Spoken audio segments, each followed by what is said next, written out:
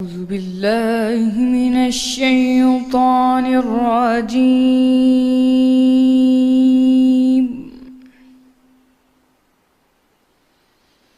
بسم الله الرحمن الرحيم.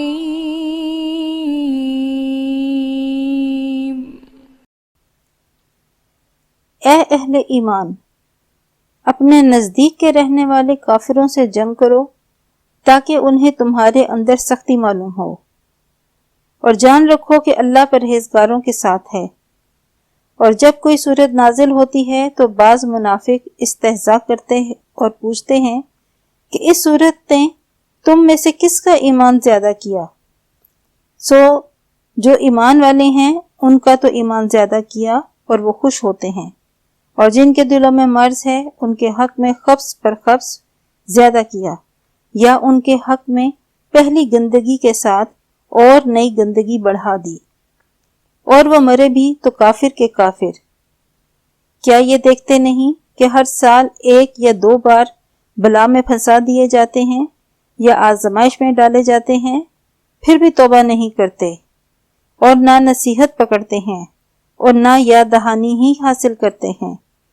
اور جب کوئی صورت نازل ہوتی ہے ایک دوسرے کی طرف دیکھنے لگتے ہیں اور پوچھتے ہیں کہ بھلا تمہیں کوئی دیکھتا ہے؟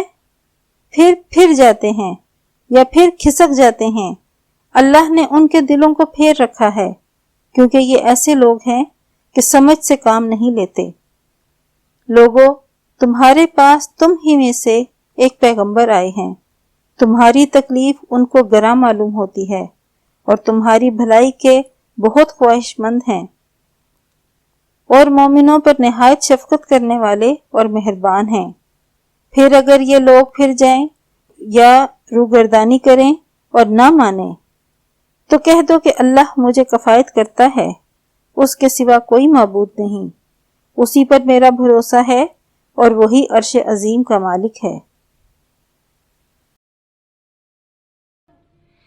صدق اللہ